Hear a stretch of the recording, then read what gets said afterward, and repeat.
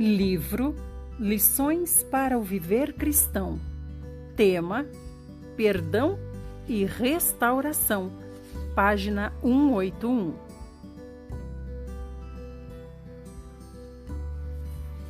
Há uma questão que todos devemos considerar: que devemos fazer quando um irmão nos ofende? Que fazer quando não fomos nós que ofendemos os outros, mas os outros que nos ofenderam?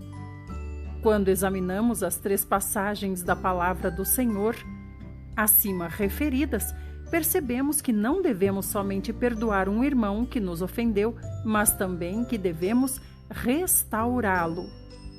Primeiro, consideraremos a questão do perdão. O perdão é uma exigência.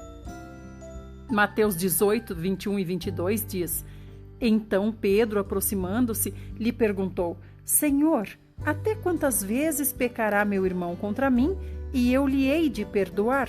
Até 7 vezes? Respondeu-lhe Jesus: Não te digo até 7 vezes, mas até 70 vezes 7. Lucas 17, 3 e 4 diz: Acautelai-vos. Se teu irmão pecar, repreende-o, e se ele se arrepender, perdoa-lhe. Se pecar contra ti 7 vezes no dia, e 7 vezes voltar-se a ti, dizendo: arrependo-me, perdoar-lhe-ás. Os versículos em Mateus dizem que devemos perdoar um irmão 70 vezes 7, e não somente 7 vezes. Os versículos em Lucas dizem que temos de perdoar um irmão que, tendo pecado contra nós 7 vezes no dia, se arrependa e venha a nós 7 vezes. Seja seu arrependimento genuíno ou não, se ele se arrepender, precisamos perdoá-lo. Não é de nossa responsabilidade o fato de ele estar ou não sendo verdadeiro. Temos de perdoá-lo. 7 vezes não é demais, mas 7 vezes ao dia não é tão incomum. Suponhamos que a mesma pessoa faça a mesma coisa para você 7 vezes no dia e que ela diga 7 vezes ao dia que pecou contra você. Você acreditaria que essa confissão é verdadeira? É possível que você pense que ela esteja confessando da boca para fora. É por isso que Lucas 17:5 diz: Então disseram os apóstolos ao Senhor: Aumenta-nos a fé. Eles sentiram que isso era uma dificuldade para eles. Para eles era inconcebível que um irmão pudesse ofender alguém 7 vezes ao dia e então voltar e se arrepender 7 vezes. Eles não conseguiam acreditar nisso e então disseram: Senhor, aumenta-nos a fé. Mas os filhos de Deus devem perdoar mesmo se lhe pedirem que o façam 7 vezes ao dia. Quando um irmão peca contra você, você não deve guardar isso contra ele. O Senhor prossegue. Por meio de uma parábola em Mateus 18, 23, 27, ele diz: Por isso, o reino dos céus é semelhante a um rei que quis ajustar contas com os seus servos, e tendo começado a ajustá-las, trouxeram-lhe um que lhe devia 10.000 talentos. Não tendo ele, porém, com o que pagar, ordenou o Senhor que fosse vendido ele, a mulher, os filhos e tudo quanto possuía, e a dívida fosse paga. Então o servo, prostrando-se, reverenciava-o, dizendo: Sê paciente comigo, e tudo te pagarei. E o senhor daquele servo, compadecendo-se, soltou-o e perdoou-lhe a dívida. O servo devia 10.000 talentos, o que era uma grande quantia de dinheiro. Ele não tinha condições de pagar, porque ele não tinha com que pagar. Nós nunca poderemos pagar tudo o que devemos a Deus. É muito mais do que os homens nos devem. Uma vez que um filho de Deus chega a uma avaliação adequada de sua dívida com Deus, ele generosamente perdoa o que seu irmão lhe deve.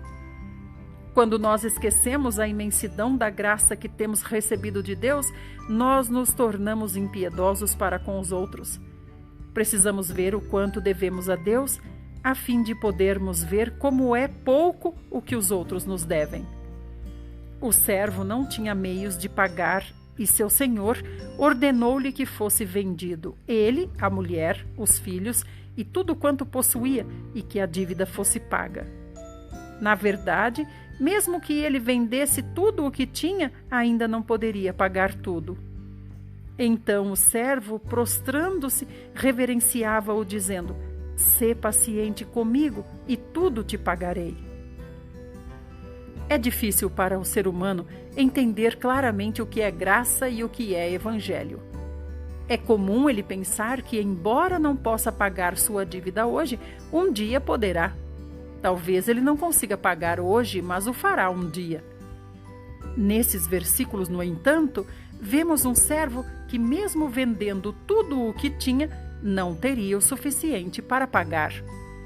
Ele disse: "Sê paciente comigo e tudo te pagarei." Sua intenção era boa. Ele não estava tentando escapar da sua dívida, estava apenas pedindo mais tempo ao Senhor.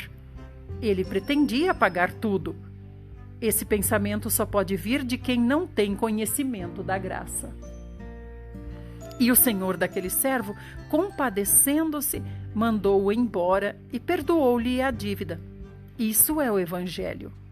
O Evangelho não é Deus trabalhar por você de acordo com o seu pensamento. Talvez você ore: "Senhor, sê paciente comigo e tudo te pagarei." Entretanto, o Senhor não responde dizendo: "Pague hoje o que você tem e pague o resto depois." O Senhor perdoou toda a sua dívida. As orações e pedidos dos homens não chegam nem perto da graça do Senhor. O nosso Senhor trabalha por nós e responde à nossa oração de acordo com o que Ele tem. O Senhor mandou o servo embora e perdoou-lhe a dívida. Essa é a graça de Deus e a sua medida. Qualquer pessoa que peça graça a receberá de Deus, mesmo que seu conhecimento de graça seja limitado. Devemos ter clareza do seguinte princípio: o Senhor ama conceder graça ao homem. Contanto que tenhamos um pequeno desejo de receber graça, o Senhor a derramará sobre nós. Ele só receia que não a peçamos. Logo que uma pessoa tenha uma pequena esperança e abra sua boca para dizer: "Senhor, sê gracioso para comigo", o Senhor derrama sua graça a ele. Além disso, conceder graça dá satisfação ao próprio Senhor. Nós podemos pensar que $1 é suficiente, mas Ele nos dará 10 milhões de dólares e não só $1. Ele o faz para sua própria satisfação. Seus atos são compatíveis com Ele próprio. Nós aceitaríamos $1, mas Deus não consegue dar a alguém uma quantia tão insignificante. Ou Ele não dá absolutamente nada, ou Ele dá de acordo com sua própria medida. Precisamos perceber que a salvação se cumpre no homem de acordo com a medida de Deus.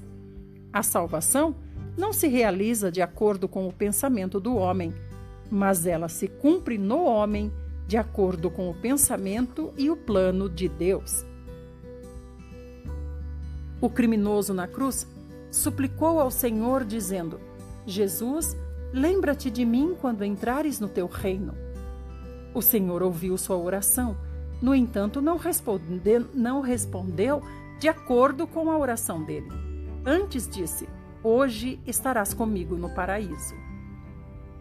Deus salva o homem de acordo com sua própria vontade e não de acordo com a vontade do pecador.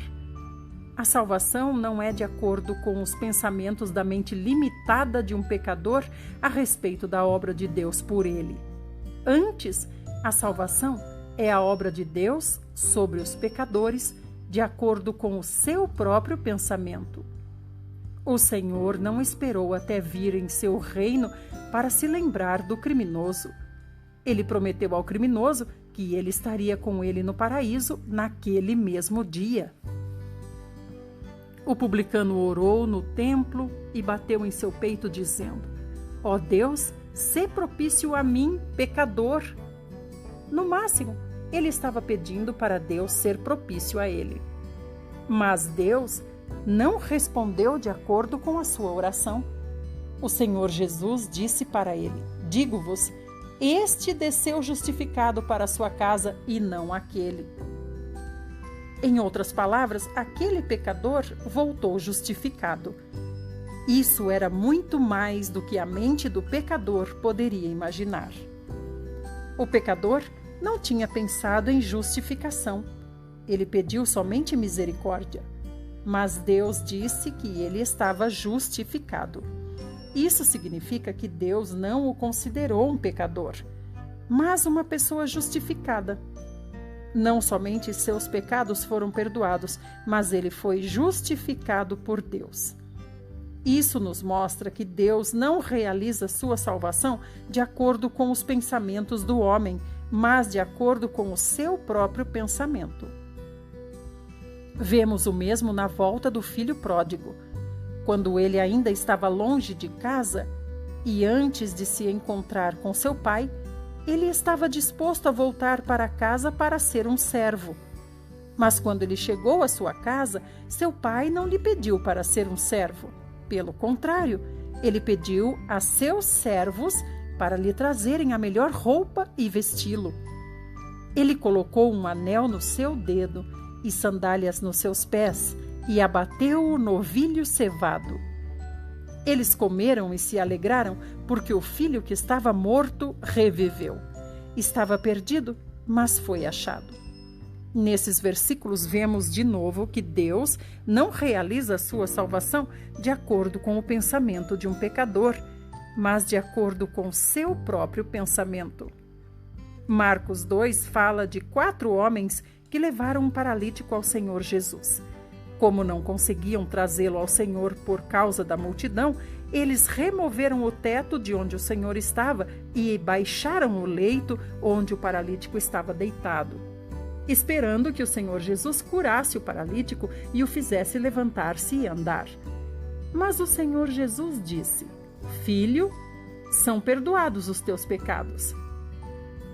O Senhor Jesus não somente o curou, mas também perdoou os seus pecados. Isso também nos mostra que Deus trabalha para a sua própria satisfação. Tudo o que temos de fazer é ir a Deus e pedir.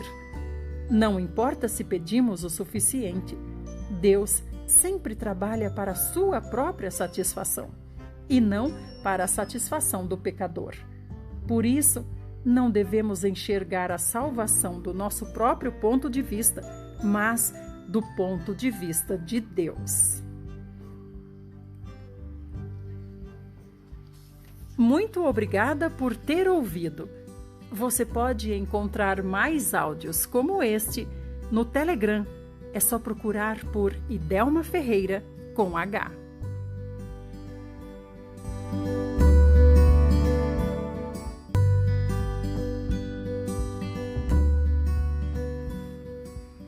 Livro Lições para o Viver Cristão. Tema: A Expectativa de Deus. Página 185. Perdão e restauração. Deus espera ver uma coisa em nós. Aquele que quer receber graça deve primeiro aprender a dispensar graça. Aquele que recebe graça precisa primeiro aprender a compartilhar graça. Se uma pessoa recebe graça, Deus espera que ela compartilhe essa graça com outros. Mateus 18, 28 e 29 diz: Saindo, porém, aquele servo encontrou um dos seus conservos que lhe devia 100 denários. E, agarrando-o, o sufocava, dizendo: Paga-me o que me deves. Então, o seu conservo, prostrando-se, implorava-lhe, dizendo: Sê paciente comigo e te pagarei. Aqui, o Senhor nos mostrou que lhe devemos 10.000 talentos, enquanto os outros nos devem somente 100 denários. Quando dizemos ao Senhor: "Sê paciente comigo e tudo te pagarei", ele não somente nos libera, mas também perdoa nossas dívidas. Nosso conservo, nosso irmão, nos deve no máximo 100 denários. Quando ele diz, "Sê paciente comigo e te pagarei", ele tem a mesma esperança e o mesmo pedido que nós tivemos para com o Senhor. Como não vamos ser pacientes com ele? Mas o servo não quis. Antes, indo-se, o lançou na prisão, até que pagasse a dívida. O Senhor contou essa parábola para expor o absurdo cometido por aqueles que não perdoam os outros. Se você não perdoou o seu irmão, você é o servo falado nesses versículos. Quando lemos essa parábola, ficamos indignados com esse servo. O Senhor tinha perdoado sua dívida de 10.000 talentos, mas ele não foi capaz de perdoar a dívida de 100 denários de seu conservo. Ele colocou seu conservo na prisão e o deixou lá até que pagasse o que lhe devia. Ele agiu de acordo com seu padrão de justiça. Um cristão deve tratar a si mesmo de acordo com a justiça, mas aos outros de acordo com a graça. Pode ser que seu irmão lhe deva alguma coisa, e o Senhor sabe disso muito bem. Mas ele também nos mostra claramente que se um cristão não perdoa seu irmão, ele não está lidando com os outros de acordo com a graça e está carente de graça aos olhos de Deus. Os versículos 31 a 33 dizem: "Vendo então os seus conservos o que se havia passado, entristeceram-se grandemente e foram e relataram minuciosamente ao seu senhor tudo o que acontecera. Então o seu senhor, chamando-o a si, lhe disse: Servo malvado, perdoei-te toda aquela dívida, porque me suplicaste. Não devias tu igualmente ter misericórdia do teu conservo, como também eu tive misericórdia de ti? O Senhor espera de nós que façamos aos outros como Ele fez conosco. Ele não nos fez exigências de acordo com a justiça. Do mesmo modo, Ele espera que não façamos exigências aos outros de acordo com a justiça. O Senhor perdoou nossas dívidas de acordo com a misericórdia e Ele espera que perdoemos as dívidas dos outros também de acordo com a misericórdia. Ele espera que meçamos os outros com a mesma medida que Ele nos mede. O Senhor dispensa graça a nós em boa medida, recalcada, sacudida e transbordante. Ele espera que façamos aos outros a mesma coisa numa boa medida, recalcada, sacudida e transbordante. O Senhor espera que façamos a nosso irmão como Ele fez conosco. A coisa mais feia aos olhos de Deus é uma pessoa perdoada recusar-se a perdoar os outros. Nada é mais feio do que recusar-se a perdoar quando se foi perdoado, ou recusar-se a ser misericordioso quando se obteve misericórdia. Uma pessoa não deve, por um lado, receber graça para si mesmo e, por outro, recusar-se a compartilhar graça com os outros. Uma pessoa precisa perceber diante do Senhor que ela deve tratar os outros do mesmo modo que foi tratada pelo Senhor. É muito feio um homem receber graça ao mesmo tempo em que se recusa a compartilhar graça. Ser perdoado e ainda assim recusar-se a perdoar os outros é uma cena muito desagradável. Deus condena o fato de uma pessoa cheia de dívidas exigir o pagamento de uma outra pessoa que também está cheia de dívidas. Ele não tem nenhum prazer naqueles que, estando eles mesmos em falta, se lembram das falhas dos outros. O Senhor perguntou ao servo: Não devias tu igualmente ter misericórdia do teu conservo, como também eu tive misericórdia de ti? Deus quer que tenhamos misericórdia dos outros como Ele teve de nós. Precisamos aprender a ter misericórdia dos outros e perdoar-lhes. Uma pessoa que experimentou graça e foi perdoada por Deus Deve aprender a perdoar as dívidas dos outros. Deve aprender a perdoar-lhes, a ter misericórdia deles e ser benevolente com eles. Precisamos erguer nossos olhos e dizer ao Senhor: Senhor, Tu perdoaste minha dívida de 10.000 talentos. Estou disposto a perdoar os que me ofenderam hoje. Também estou disposto a perdoar aqueles que me ofenderão no futuro. Tu perdoaste meus grandes pecados, também vou aprender a ser um pouquinho como Tu és, perdoando as pessoas. O versículo 34 continua: E irando-se, o seu senhor o entregou aos verdugos até que pagasse toda a dívida. Esse é um homem que foi colocado sob a disciplina de Deus. Deus o entrega aos verdugos até que ele pague tudo o que deve. O versículo 35 diz: Assim também meu Pai Celeste vos fará, se de coração não perdoardes cada um a seu irmão. Essa é uma questão bastante séria. Esperamos que ninguém caia nas mãos de Deus. Devemos perdoar nosso irmão de coração, como Deus nos perdoou de coração. Esperamos que todos os irmãos e irmãs aprendam a perdoar todas as ofensas. Não tente lembrar dos pecados de seu irmão. Não devemos pedir ao nosso irmão para nos pagar. Os filhos de Deus precisam ser como Deus nessa questão. Já que Deus nos trata generosamente, Ele também espera que tratemos nossos irmãos generosamente.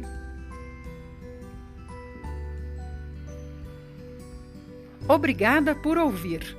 Para mais áudios a respeito desse assunto, procure por Idelma Ferreira com H no Telegram.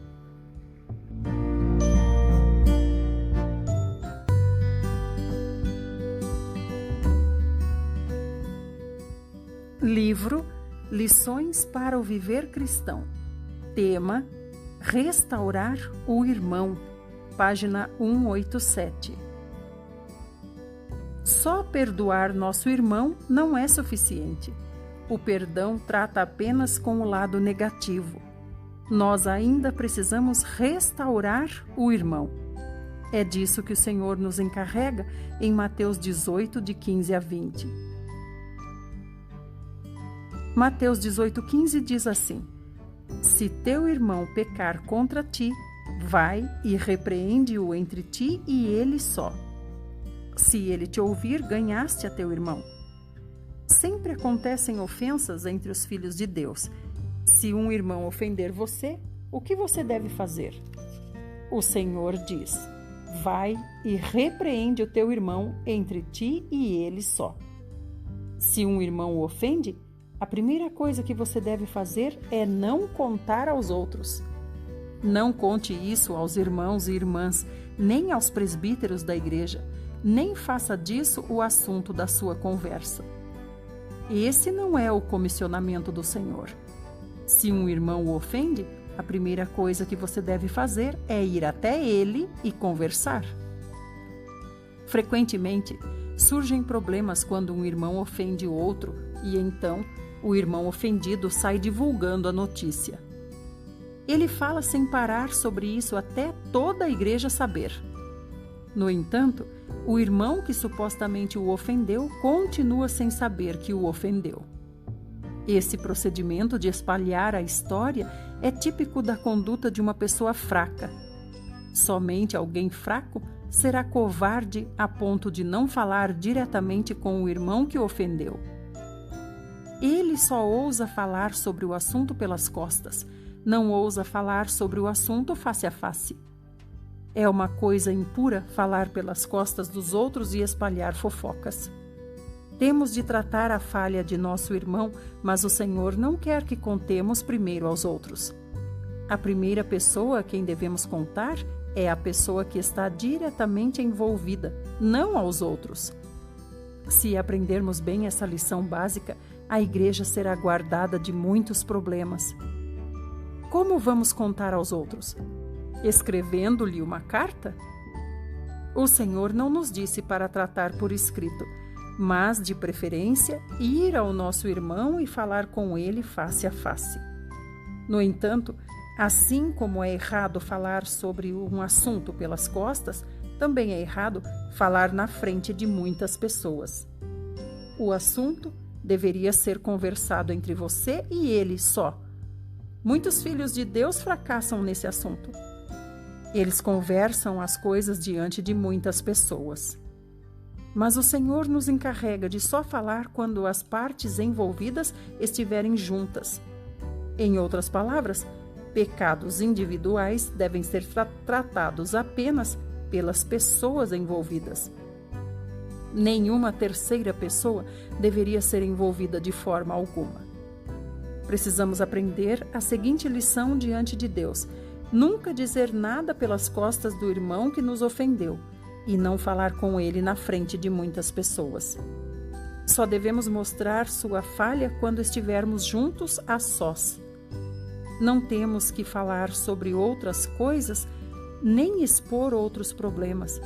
Precisamos simplesmente mostrar a falha. Para isso, precisamos da graça de Deus. Esta é uma lição que os filhos de Deus têm que aprender. Alguns irmãos e irmãs podem pensar que isso é muito complicado. Na verdade, embora isso seja bastante complicado, você não pode temer as dificuldades se quiser andar de acordo com a palavra de Deus. Se você sente que a ofensa de seu irmão contra você é muito pequena para se incomodar com isso, talvez você não sinta necessidade de falar com ele. Se este for o caso, também não há necessidade de contar aos outros a respeito. Se você sente que um assunto é insignificante, simples, trivial e não merece que a atenção do irmão seja despertada, você também não deve contar isso aos outros. Você não deve pensar que ele não precisa ser informado, mas os outros sim. Se quiser falar disso, fale só com ele. Se não houver necessidade de falar disso, simplesmente mantenha-se calado. É errado outros saberem do assunto, enquanto o irmão ofensor o ignora.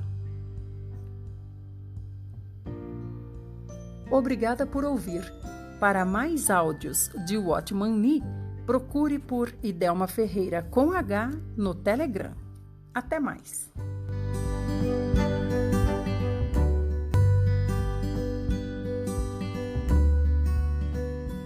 Livro Lições para o Viver Cristão. Tema: Por que se deve contar? Página 189. Perdão e restauração. A segunda metade do versículo de Mateus 18,15 diz: Se ele te ouvir, ganhaste a teu irmão. É essa a razão para contar. A razão para falar a seu irmão não é receber alguma retribuição. Há somente uma razão para falar.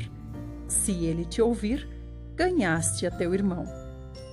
Por isso, a questão não é quanto dano você sofreu. Se seu irmão o ofendeu e o assunto não é passado a limpo, ele não conseguirá se chegar a Deus. Haverá obstáculos em sua comunhão e oração. É por isso que você tem que advertir o irmão. Não é uma questão de desabafar seus sentimentos feridos, mas uma questão de sua responsabilidade. A questão de sentimentos feridos, por si só, é uma questão muito pequena. Se for uma questão de sentimentos feridos e isso não apresentar um problema para você, mas você acha que pode superá-la, você não precisa falar com seu irmão nem com nenhum outro. Ninguém sabe melhor do que você a seriedade do assunto. A responsabilidade de tomar a decisão de ir ou não cabe a você. Essa responsabilidade cabe à parte que tem mais clareza sobre o assunto. Há muitas coisas que podem ser deixadas de lado, mas também há muitas coisas que podem ser tratadas. Se algumas ofensas vão realmente fazer seu irmão tropeçar, Você deve mostrar-lhe sua falha no momento em que ele e você estiverem juntos a sós. Qualquer coisa que mereça ser tratada deve ser cuidadosamente tratada. Você pode facilmente deixar o assunto passar, mas a outra parte pode não conseguir fazê-lo.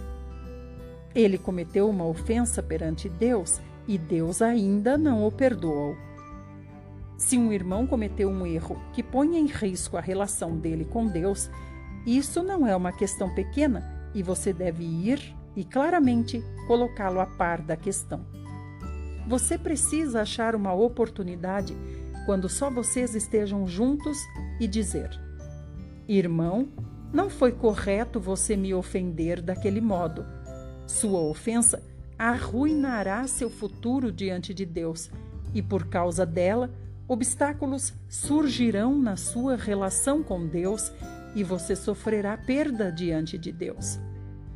Se ele ouvir, ganhaste a teu irmão. É dessa maneira que você restaura seu irmão. Hoje, muitos filhos de Deus não obedecem o ensinamento dessa parte da palavra. Algumas pessoas sempre falam das transgressões dos outros, as divulgam sem parar. Alguns não contam aos outros, contudo, nunca perdoam e sempre guardam rancor em seu coração. Alguns perdoam, mas não tentam restaurar o irmão. Mas não é isso que o Senhor quer que façamos. É errado falar das falhas dos outros, é errado manter silêncio sem perdoar no coração, e é igualmente errado perdoar sem exortar. O Senhor não disse que é suficiente perdoar o irmão que nos ofendeu. O Senhor também nos mostrou que a pessoa ofendida tem a responsabilidade de restaurar o ofensor. Uma vez que não é uma coisa pequena ofender alguém, temos a responsabilidade de contar isso a quem nos ofendeu por amor a ele. Precisamos pensar em algum modo de restaurar nosso irmão e ganhá-lo. Quando falamos com ele, precisamos de uma atitude adequada e uma intenção pura. Nosso propósito é restaurar nosso irmão. Se a nossa intenção é ganhá-lo, saberemos como mostrar-lhe sua falha. Se nossa intenção não é restaurá-lo, a relação só vai piorar. O propósito da exortação não é pedir retribuição ou justificar nossos próprios sentimentos, mas é restaurar nosso irmão. Se nossa intenção é pura, saberemos como fazer isso passo a passo. Primeiro, precisamos ter o espírito correto. Depois, as palavras que falamos, a maneira como as falamos, incluindo nossa atitude, a expressão do nosso rosto, nossa voz e o nosso tom de voz, tudo deve estar correto. Nosso propósito é ganhá-lo, não somente informá-lo de sua falha. Se estivermos simplesmente tentando repreendê-lo, nossa repreensão pode estar certa e a força das nossas palavras justificada. Contudo, é provável que nossa atitude, tom de voz e semblante nunca atinjam o objetivo de ganhá-lo. É fácil falarmos coisas boas sobre um irmão e elogiar uma pessoa. Também é muito fácil perdermos a calma com uma pessoa. Basta-nos liberar nossas emoções e perderemos a calma. Mas mostrar a falha de uma pessoa e ao mesmo tempo restaurá-la e ganhá-la é algo que só pode ser feito por quem está cheio de graça.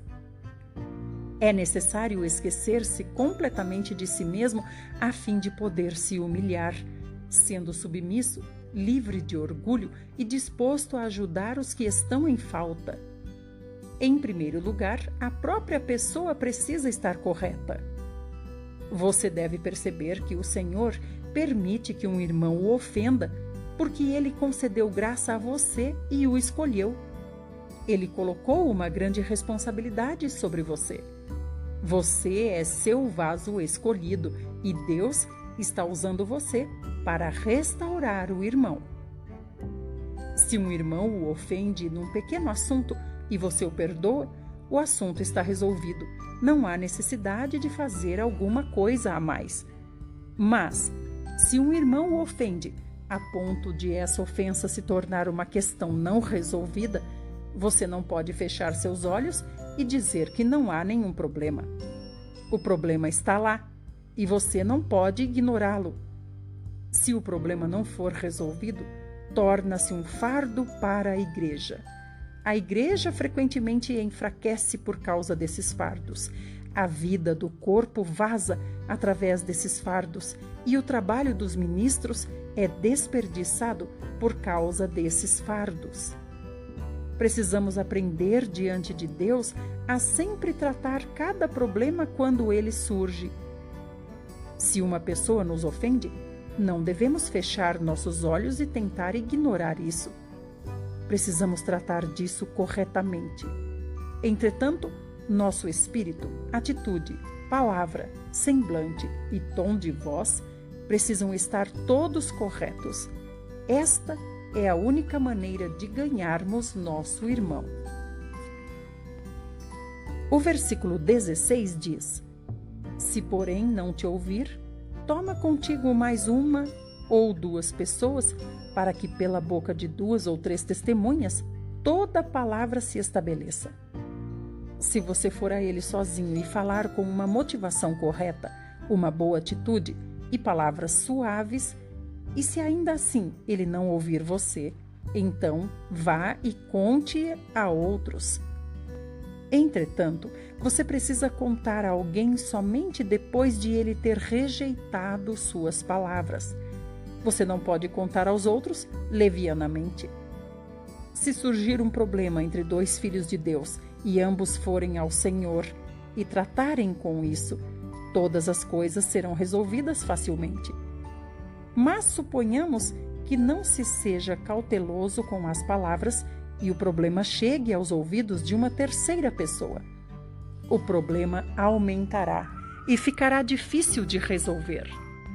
Se não há contaminação no ferimento, o processo de cura é relativamente simples.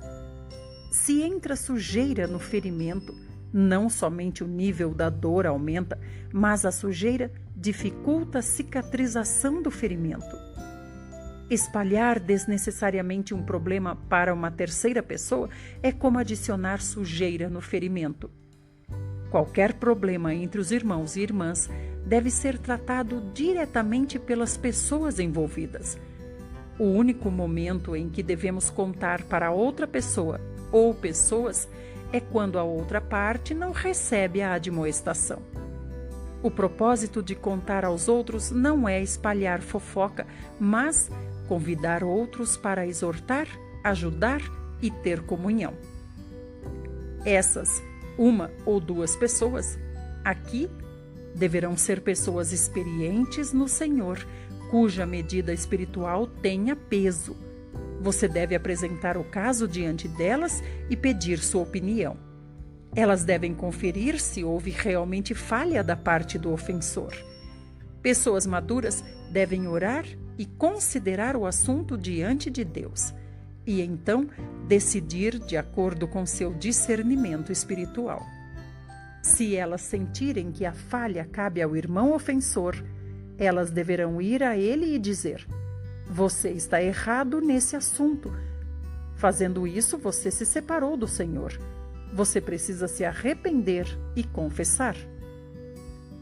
Para que, pelo depoimento de 2 ou 3 testemunhas, toda palavra se estabeleça. Essas 1 ou 2 pessoas não devem ter língua comprida. Não convide pessoas faladeiras para essa reunião. Pessoas faladeiras nunca convencem. Pelo contrário, convide os que são confiáveis, honestos, espirituais e experientes diante do Senhor. Desse modo, toda palavra será estabelecida pelo depoimento de 2 ou 3 testemunhas.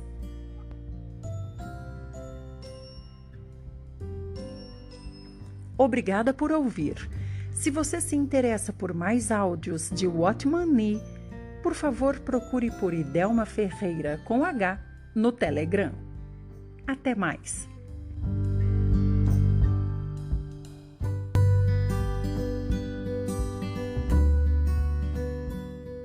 Livro Lições para o Viver Cristão. Tema: Dizer por fim à Igreja. Página 192. Perdão e restauração. O versículo 17 de Mateus 18 diz: E se ele recusar ouvi-los, dize-o à igreja. Se não conseguirmos tratar o problema por nós mesmos, devemos trazer uma ou duas pessoas conosco para fazê-lo. Se a outra pessoa, ainda assim, se recusar a ouvi-los, temos de dizê-lo à igreja. Dizer à igreja não significa que anunciaremos o caso quando toda a igreja estiver reunida, mas significa dizer aos irmãos responsáveis da igreja. Se a consciência da igreja também sentir que esse irmão está errado, ele realmente deve estar errado.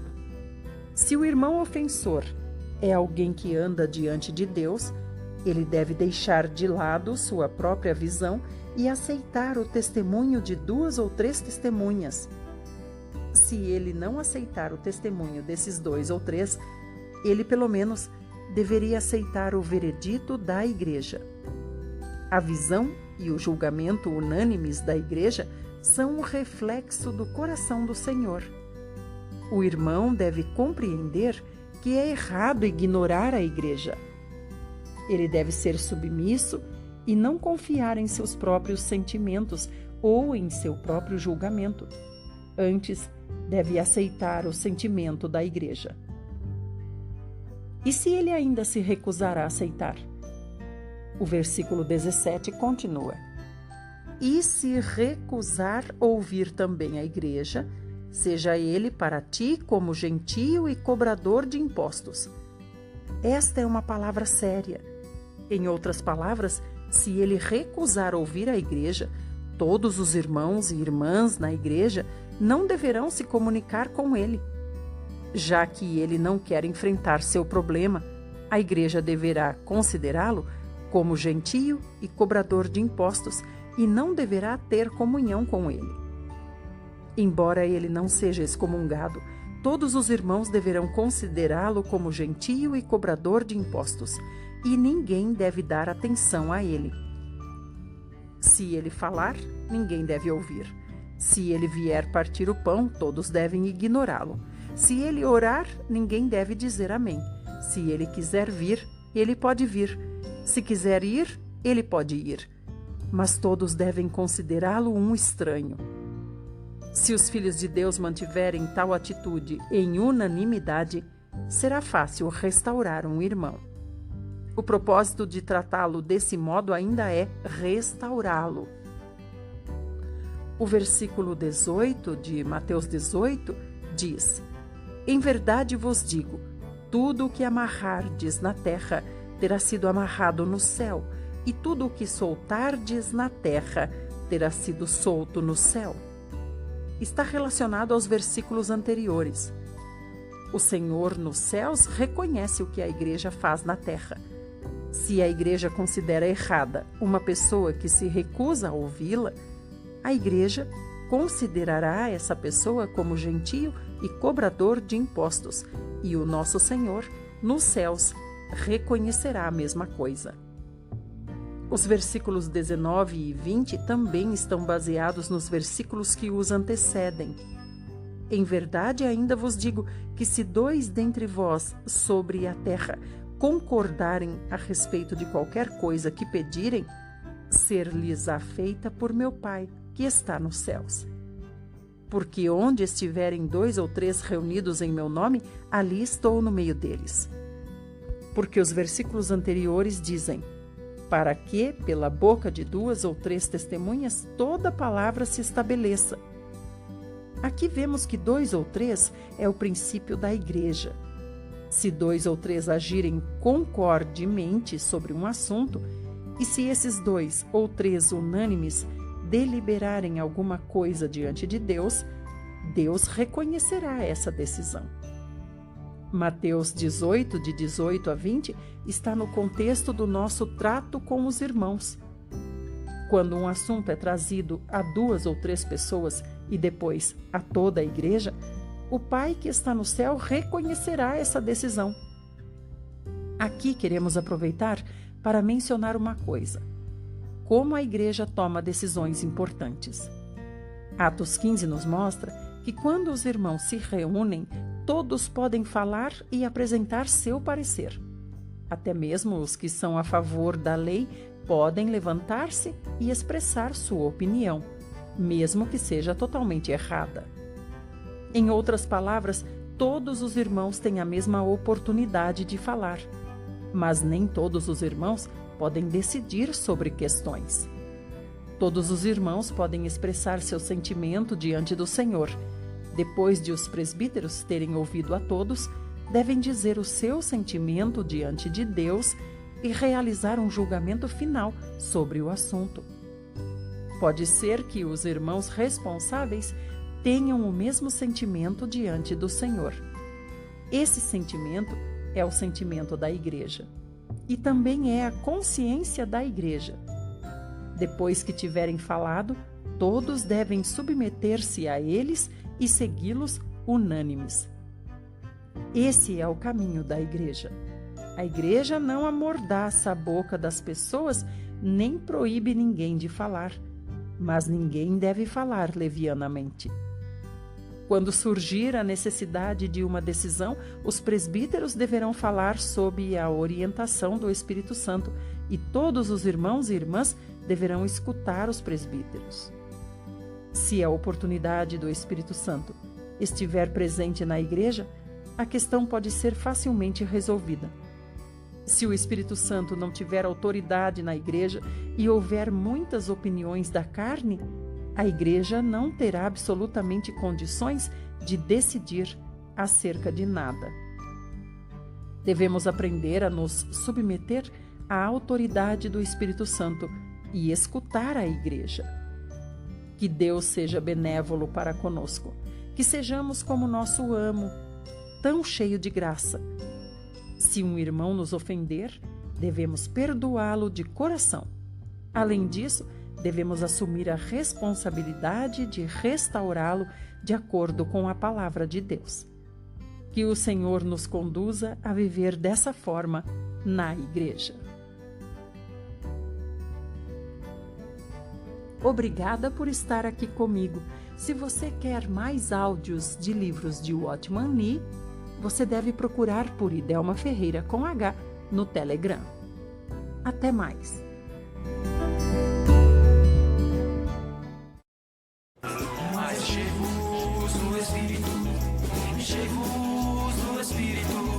Falando entre vós, salmos em tu